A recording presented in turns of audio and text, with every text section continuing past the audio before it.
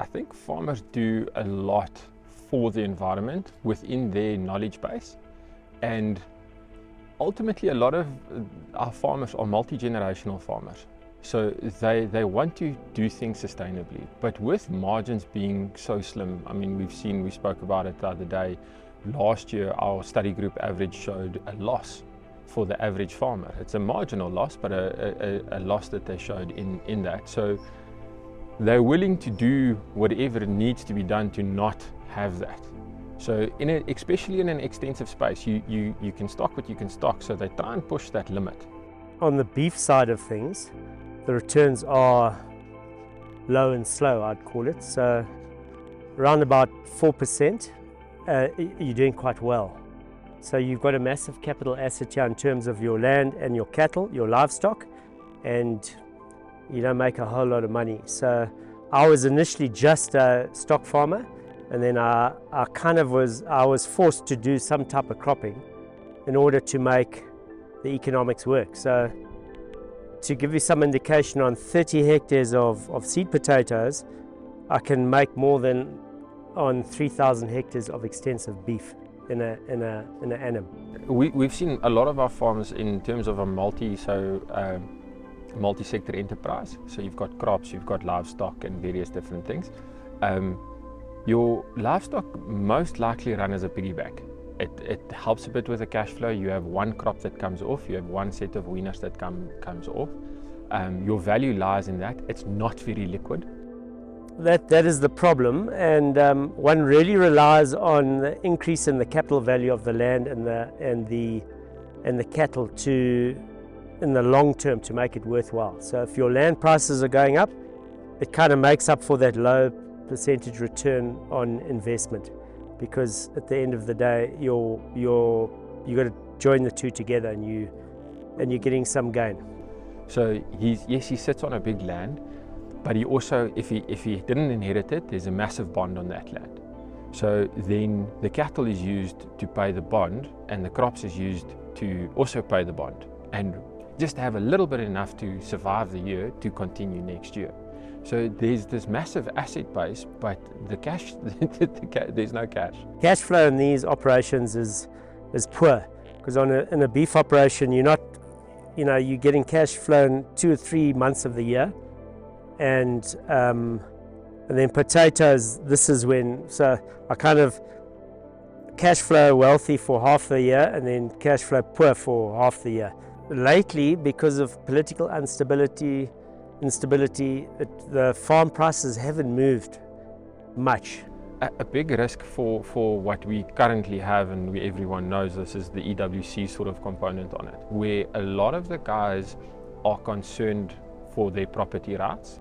Threats of expropriation, there hasn't been a big move in farm prices in the last 10 years.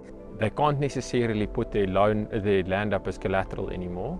And in beef prices, so the cost of a cow, a pregnant cow, is kind of in the last 7 years just been flat. It hasn't gone up. So that's why guys will vary in it, and in extensive systems even worse, because you're dealing with market fluctuations. If you look at the beef trends, you've got a sort of cyclical 8-year up-down cycle where you go from 41 Rand a kg per kg for a weaner, and within a couple of months it dropped to 32 Rand. So there's a massive loss. You all of a sudden go from getting 10 grand a weaner to getting 7. And your inputs hasn't changed, and year on year it'll get higher and higher. So your asset base is there, but you can't sustain your inputs with your assets. I always tried not to do potatoes, to be honest with you, because it's labor intensive, it's stressful, it's high risk. So it's the direct opposite of beef farming, extensive beef farming. It's high risk, higher return. It's a lot of work, it's a lot of chemicals, it's a lot of things I didn't really want to get into, but in order to make the business viable in the long term, we had to do some form of cropping. I investigated apples. That wasn't really an option in the end, so I went to what does work in this area, which is seed potatoes. So farming as a whole is diversification into mitigating risks. Crop farmers have beef. Why is the beef there? To mitigate a bad crop yield.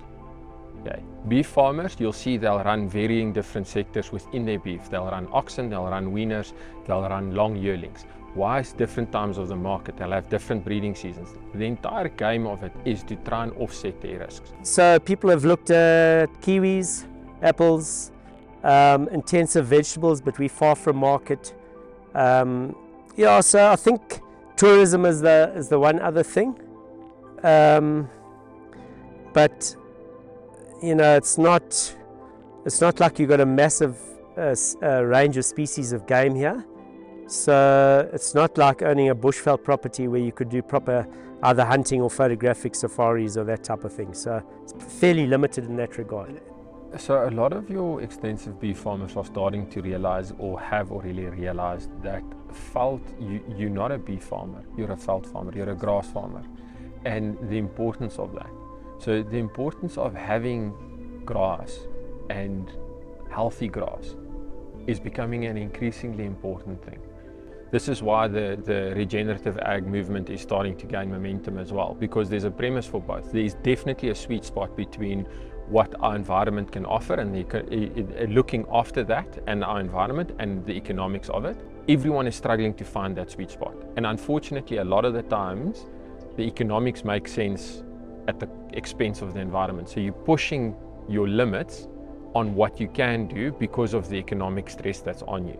Understanding that, you get guys like Fritz van Oudtshoorn, Kobus from Sedara that do all the veld assessments and things.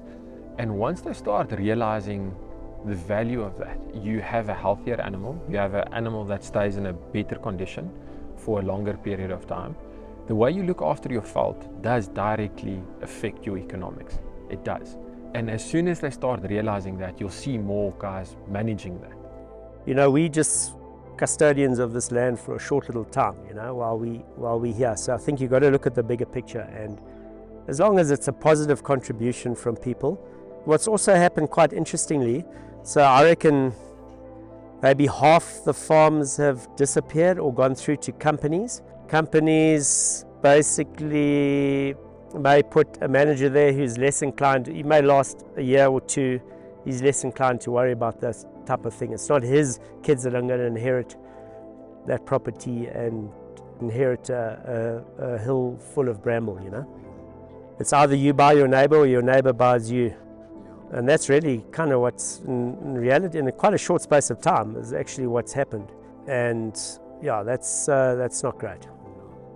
The view of farmers being the bad guy, I think is very wrong. And as soon as they realize that, as soon as they realize there's bad things happening because of stuff we're doing, they generally try and push it to the right way, because they're third, fourth, fifth generation farmer or second generation farmer, even first generation farmers, with the aim of, I want to hand this over to my family.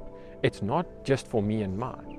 There's the difference between the farmer and a corporate farming, where corporate farming is profit driven. Farmers generally is multi-generational, so they'll do whatever they need to do to maintain the multi-generations. You know, at the end of the day, we're also just farming to make a living here. So that is probably, if you have to really look at big picture, the true value of these farms is actually not for the beef production. In long-term, big picture stuff, it's actually the water production or storage capability of the actual landscape here. That's probably, to the country, is the most valuable. It's probably more valuable than the individual species of animals, you know, like wattle crane is probably more valuable than that, but it's not really seen, and it's certainly not calculated or paid for. Just out of interest, if you expropriated these farms, because you can go to the other extreme where you say, we just want it for water. And if you expropriated, like some of the Berg and that, some of that landscapes actually deteriorated worse than these beef farms. Yeah, loss of basal cover, a species simplified ecosystem where there's not a lot of sort of diversity in species. It's the first thing that'll go if you take out animals. You don't have enough bulk grazers to maintain a half decent basal cover. So look, the other extreme is where you hammer this landscape with continual grazing, high levels of stock on a long-term basis, and you can do similar damage there. Look, the basal cover won't be affected, but you'll get a change in the actual species composition of the felt to something less productive.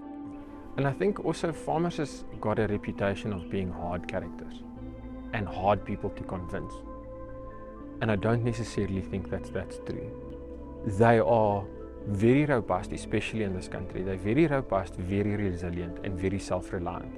Think about the things that farmers need to deal with and what you need to do, how they need to manage. They need to be ecologists, they need to be conservationists, they need to be market experts, they need to be meteorologists, they need to be soil scientists. So this is what they have to deal with.